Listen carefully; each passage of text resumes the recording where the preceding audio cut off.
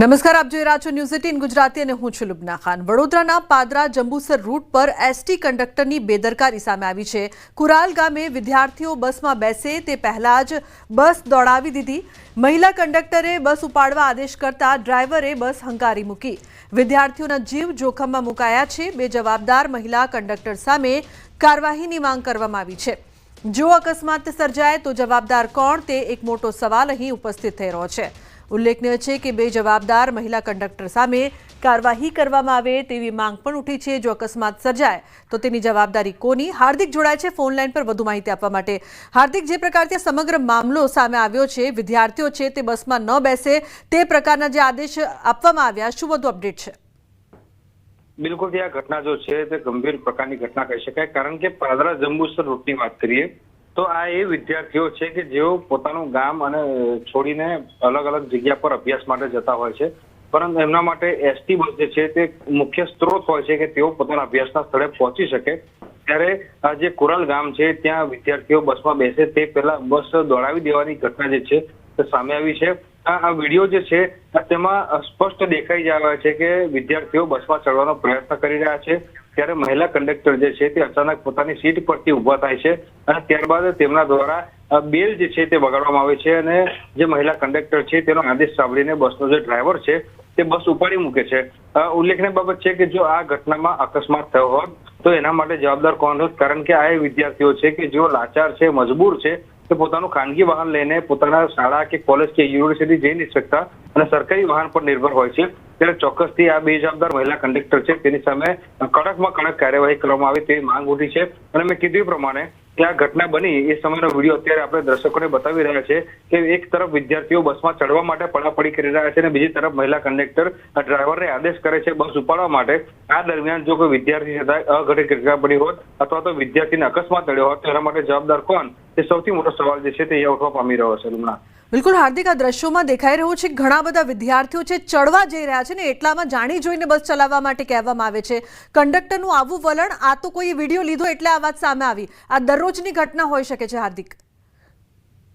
બિલકુલ થી આપણે જો ગુજરાત રાજ્ય જે માર્ગ અને મકાન વિભાગ છે એની સૌથી મોટી ગંભીર બેદરકારી કહી શકાય, કારણ કે આ સામાન્ય રીતે આપણે જોયું છે કે ગ્રામ્ય વિસ્તારના જે વિદ્યાર્થીઓ છે તે પોતાના અભ્યાસ માટે, પોતાના ઉજ્જવળ ભવિષ્ય માટે શહેર તરફ આગળ દોટ મૂકતા હોય છે, ત્યારે પૂરતી સંખ્યામાં એસટી બસની વ્યવસ્થા નથી। એનું જ એક પરિણામ કહી શકાય, કારણ કે સ્વાભાવિક વાત છે કે જ્યારે તમે બસના દ્રશ્યો જોઈ રહ્યા છો કે વિદ્યાર્થીઓ બસમાં બેસવા માટે પડાપડી કરી રહ્યા છે, બસ જે છે તે ખીચોખીચ ભરી છે, એટલે આ રૂટ પર બસની સંખ્યા જે છે તેનો અભાવ જોવા મળી રહ્યો છે। એના કારણે જ આ વિદ્યાર્થીઓ બસમાં બેસવા માટે પડાપડી કરી રહ્યા છે। ત્યારે એસટી જે નિગમ છે, એસટી વિભાગ છે, તેને પણ હવે આ વાતને ગંભીરતાથી લેવાની જરૂર છે। જો આ જ રૂટ પર વધારે રૂટ બસો ચલાવવામાં આવે તો વિદ્યાર્થીઓને આ પ્રકારની અસુવિધા જે છે તેનો સામનો જે છે તે ન કરવો પડેલું ના। જી બિલકુલ, આભાર સમગ્ર માહિતી બદલ।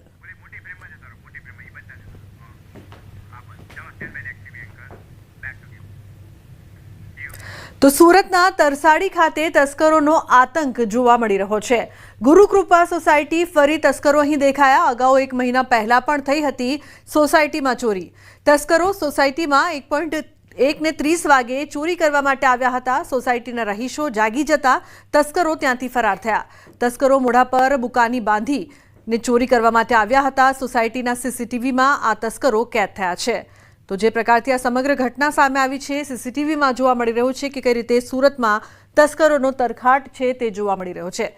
ગુરુકૃપા સોસાયટીમાં એકવાર ફરી તસ્કરો દેખાયા। 1 મહિના પહેલા પણ આ જ પ્રકારની ઘટના બની હતી અને સોસાયટીમાં ચોરી પણ થઈ હતી, પરંતુ તસ્કરો સતત બેફામ થઈ રહ્યા હોય એવું લાગી રહ્યું છે। રાત્રિના સમયના આ સીસીટીવી દ્રશ્યોમાં જોઈ શકાય છે કે બિલ્લી પગે કઈ રીતે આ ચોરો છે તે સોસાયટીમાં પ્રવેશ કરે છે અને ચોરીને અંજામ આપે છે।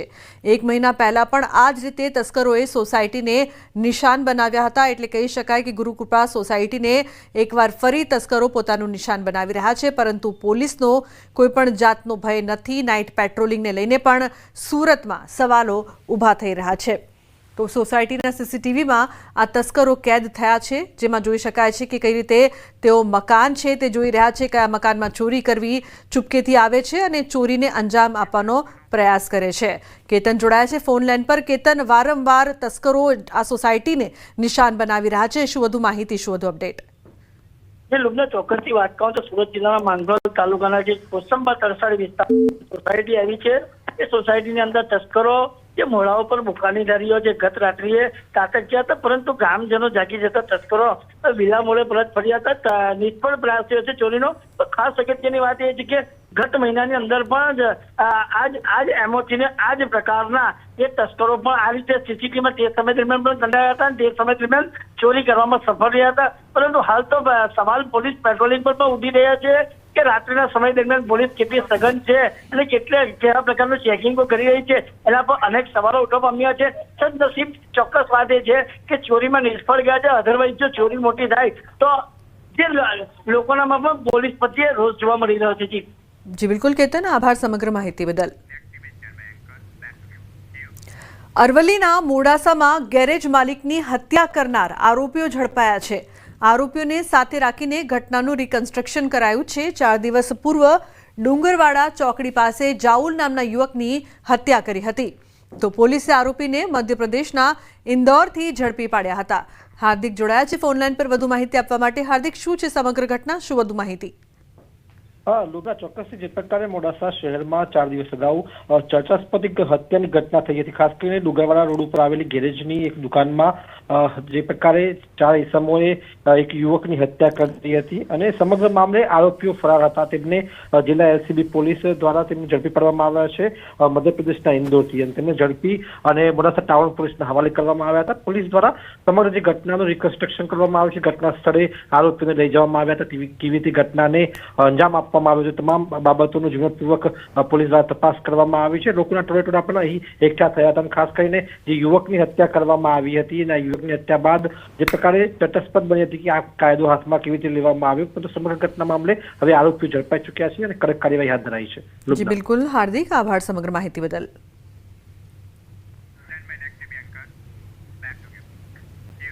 અન્ય સમાચારની વાત કરીએ તો છોટાઉદેપુરના ક્વાંટના તુરખેડા ગામમાં રસ્તાના અભાવે લોકો ભારે હાલાકી ભોગવી રહ્યા છે. એક ફળિયાથી બીજા ફળિયા સુધી જવા માટે પાકો રસ્તો પણ નથી. તંત્રથી નિરાશ થઈને ફળિયામાં તો પાવડા તગારા લઈને ગ્રામજનો જાતે રસ્તો બનાવી રહ્યા છે. ગયા વર્ષે રસ્તાના અભાવે પ્રસૂતા મહિલાનું મોત થયું હતું. તે બાદ હાઈકોર્ટની નોટિસ છતાં પણ આજ સુધી પાકો રસ્તો મળ્યો નથી. મધ્યપ્રદેશ અને મહારાષ્ટ્રની સરહદે આવેલું આ ગામ આજે પણ સુવિધાઓથી વંચિત છે. તો સૈજબ જોડાયા છે વધુ માહિતી આપવા માટે. સૈજબ, જે પ્રકારથી પાકો રસ્તો છે તે નથી, ગ્રામજનો પોતે મજબૂર બન્યા છે આ રસ્તો બનાવવા માટે, અને એક પ્રસૂતા મહિલાનું પણ મોત થયું હતું પ્રસૂતાના અભાવે. જે પ્રકારથી આ સમગ્ર ઘટના સામે આવી હતી, હાઈકોર્ટની નોટિસ છતાં આજ સુધી કામ નથી થયું, શું કહેશો? જે લુબના ખાસ કરીને કવાંટ તાલુકાનું જે તુરખેડા ગામ છે ત્યાં ગામજનો જાત મહેનત જિંદાબાદ ના નારા સાથે રોડ બનાવવાની અંદર લાગી ચૂક્યા છે. કારણ કે ત્યાં વર્ષોથી મુશ્કેલી છે, લોકોને બહાર નીકળવા માટેની મુશ્કેલી નડતી હોય છે, બાઇક પણ નથી જતી એવી પરિસ્થિતિ છે. એ જ રસ્તા ઉપર ત્યાં રહેતા અલગ અલગ ફળિયામાં જે લોકો જે રહે છે તે લોકોને જયારે બીમાર પડે છે, કોઈ પ્રસૂતા મહિલા હોય તેઓને પણ બહાર રોડ પર લાવવા માટે ભારે હાલાકીનો સામનો કરવો પડતો હોય છે.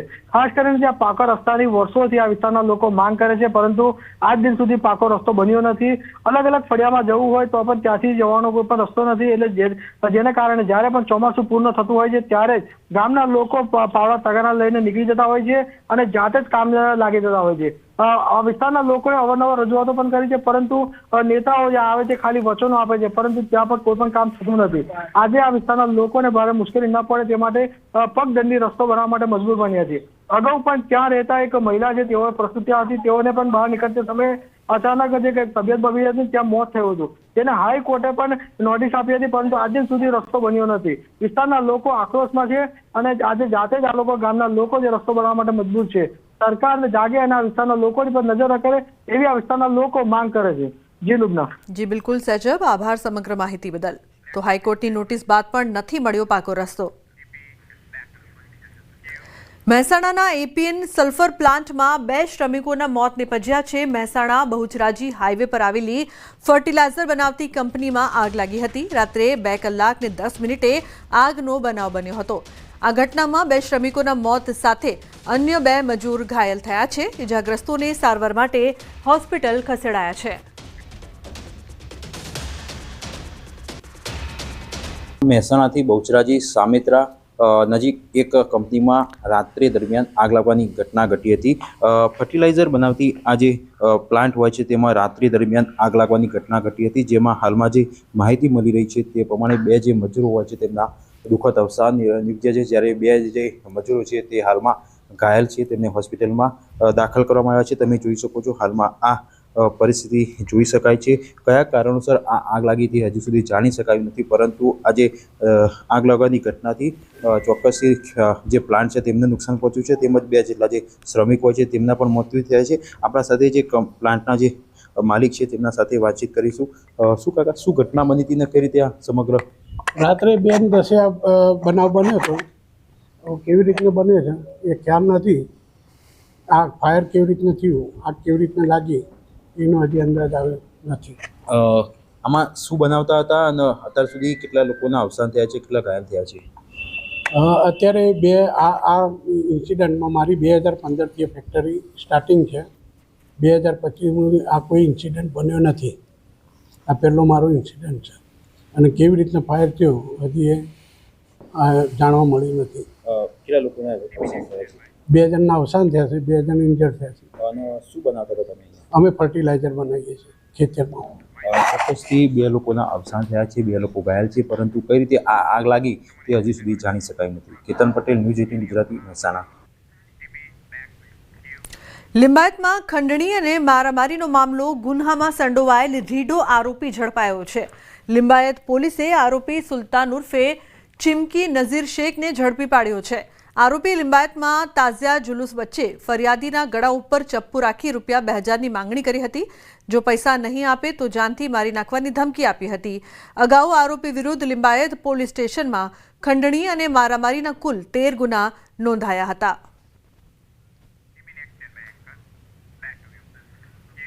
વરસાદી મોસમમાં પ્રવાસીઓ માટે સૌથી મનમોહક સ્થળ એટલે ડુંગર, જંગલ, નદી, ઝરણા અને વોટરફોલ.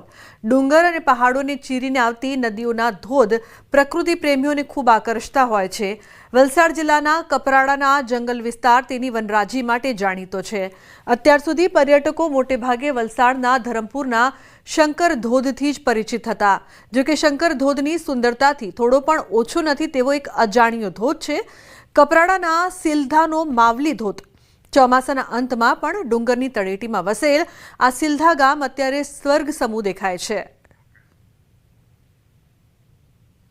ચોમાસાના સમયની દરમિયાન અમારા કપરાડાની અંદર કેટલાક એવા ધોધો આવેલા છે અને કેટલા એવા સુંદર રમણીય સ્થળો આવેલા છે કે જ્યાં એક પ્રવાસીઓને એક આકર્ષક કેન્દ્ર બને. તો એવા અમારા સિલ્લા ગામની અંદર આ કરંજપાડા ફળિયાની અંદર આવેલું છે એક માવલી ધોધ અને બીજો ભીલ ધોધ આવેલા છે. દિવાળીનો તહેવાર આવે તે સમયે અમારે માવલી ધોધની પૂજા કરવામાં આવે. એક આસ્થાનું કેન્દ્ર છે.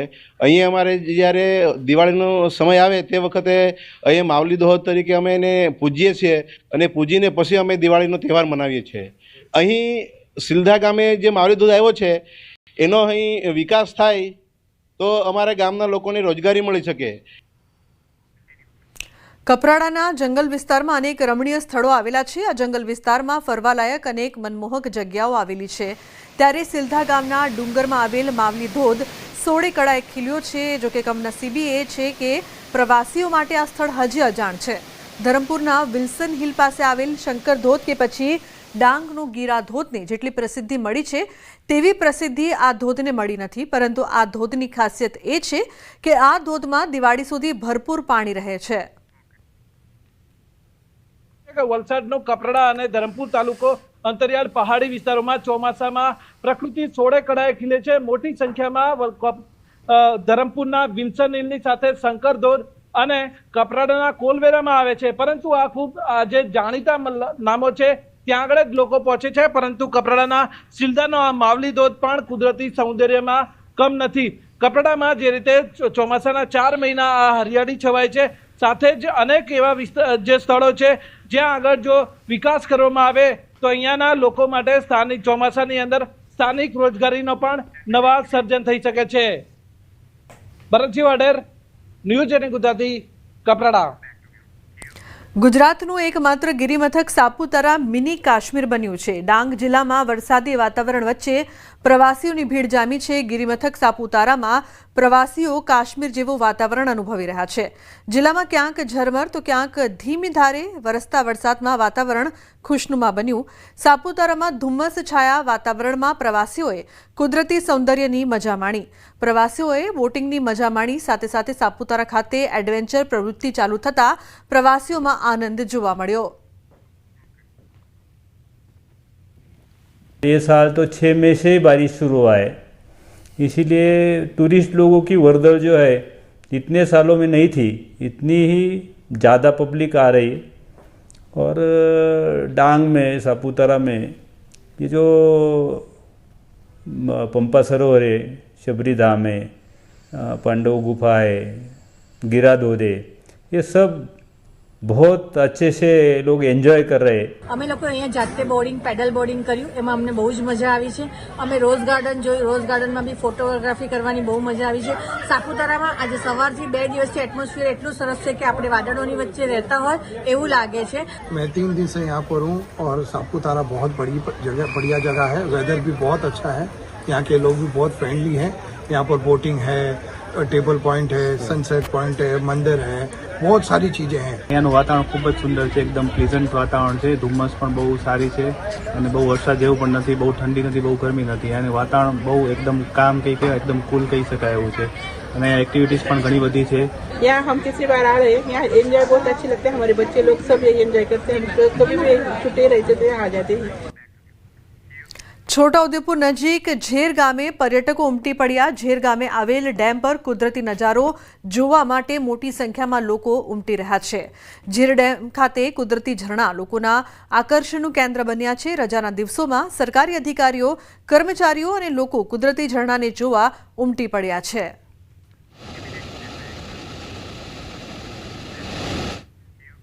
હિમાચલ પ્રદેશના શિમલામાં પર્વતોમાં ભૂસ્ખલનની શ્રેણી અટકવાનું નામ નથી લઈ રહી।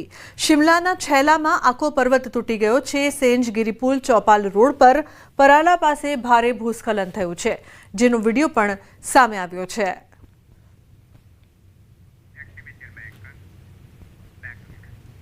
મધ્યપ્રદેશના ખંડવાના ઓમકારેશ્વરમાં એક મોટી દુર્ઘટના થતાં ટળી ગઈ।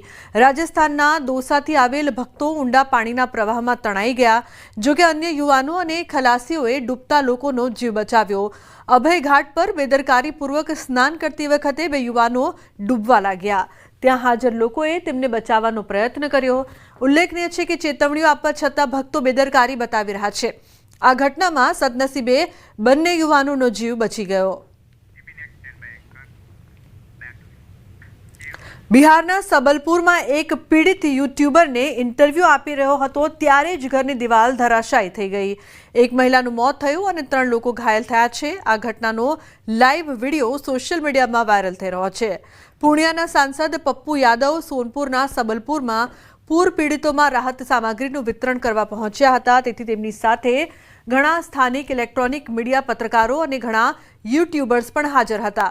પપ્પુ યાદવ ગયા પછી સ્થાનિક લોકો ઇન્ટરવ્યૂ લઈ રહ્યા હતા ત્યારે ઇન્ટરવ્યૂ લેતા સમયે દિવાલ ધરાશાયી થઈ હતી। તો ઇન્ટરવ્યૂ સમયે જ દિવાલ પડી હતી, જેના દ્રશ્યો સામે આવ્યા છે। પૂર પીડિતોના ઇન્ટરવ્યૂ ચાલી રહ્યા હતા ત્યારે આ સમગ્ર બનાવ બનવા પામ્યો।